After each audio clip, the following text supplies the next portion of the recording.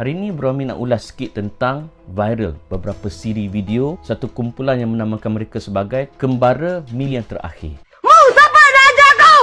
Setelah saya diperlihatkan Kaabah kosong, di dalam perjalanan mimpi yang terakhir saya diperlihatkan akan ada huru-hara sebelum berlakunya satu malapetaka yang besar kepada tanah air kita. Malaikat sudah bagi tahu saya ni hamba Allah yang kurang cerdik. Jadi saya menyampaikan perjalanan mimpi yang terakhir saya pun memang kurang cerdik lah. Saya sudah round di dalam neraka Allah. Saya juga sudah round di mahsyar Allah. Saya nampak dia di tingkat 2 di dalam syurga Allah Subhanahu Wa Taala. Untuk seluruh dunia, saya seorang saja atas muka bumi ni disapa dengan panggilan Sitah An-Nur. Perjalanan mimpi yang terakhir ni untuk umat Nabi Muhammad. Kalau Rasulullah sendiri tak mengaku untuk umat aku, bukan kerjaan aku untuk atasmu, tapi takdir Allah Subhanahu Wa Taala mu ni ahli neraka. Allah memberi kasih sayang kepada setiap hamba-hamba dia untuk saya memberitahu zikir gelom bumi. Aduh. Guys, Nabi ajar kita aib ni ada 2 jenis. Pertama, aib peribadi. Dia seorang-seorang buat jahat. Itu adalah soal dia dengan Tuhan, yang ni agama melarang kita, haramkan kita mendedahkan aib orang tersebut. Kedua, aib yang membabitkan orang awam.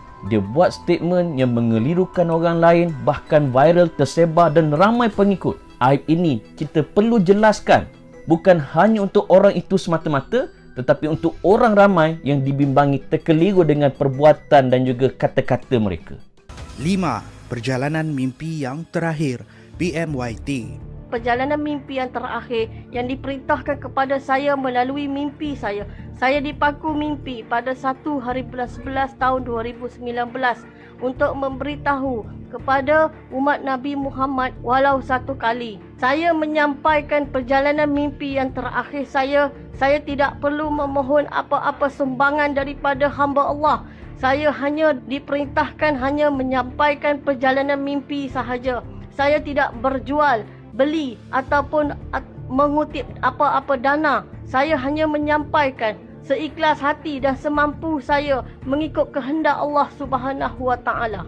Mungkin terlalu lama duduk di rumah, fikiran sudah tidak menentu. Maka timbullah ramalan demi ramalan dibuat oleh seorang wanita yang dikenali sebagai Sitah An-Nur yang berasal dari Kelantan yang menetap di Shah Alam. Antara ramalan yang disebarkan ialah Perang Dunia Ketiga akan bermula di Sabah dan dia menggesa pengikutnya untuk mencari Imam Mahdi untuk menentang musuh. Sitah giat mengembangkan ajaran dikenali sebagai Perjalanan Mimpi yang Terakhir ataupun singkatannya PMYT sejak 6 bulan yang lalu melalui media sosial, dan sehingga hari ini pengikut wanita ini mencecah sehingga 3,000 lebih orang di media sosial, termasuklah di Facebook, YouTube dan Telegram. Bukan itu sahaja, dia mengaku bertemu dengan malaikat dan Nabi Muhammad SAW untuk berbincang. Ia berbincang bagaimana untuk menghadapi perang kelak. Ini bukanlah satu gerakan yang cincai. Ahli-ahli pengikut PMYT ini terdiri dari golongan profesional, guru, pesara dan anggota polis. Mereka sedang mengumpul kelengkapan seperti makanan dan peralatan menghadapi perang. Bukan itu sahaja, dia juga memetik antara beberapa nama orang kenamaan, termasuklah mereka yang memegang jawatan tertinggi di Malaysia dan juga kerabat diraja. Dia mengatakan yang golongan ini akan memimpin mereka kalau perang sudah bermula. Gerakan PMYT ini tersusun siap dengan perancangan yang teliti. Agak membimbangkan bila ramai yang sekepala dengan wanita ni dan percaya bulat-bulat apa yang dia sampaikan. Sitah An-Nur sedang disiasat oleh pihak polis kerana kenyataan yang disampaikan dianggap sebagai mengganggu gugat kesejahteraan dalam negara kita. Adakah ini sebagai satu gimik untuk mendapatkan pengikut ataupun ini adalah satu kes delusi yang kronik? Apa yang pasti, ini adalah satu ajaran yang sangat-sangat pelik.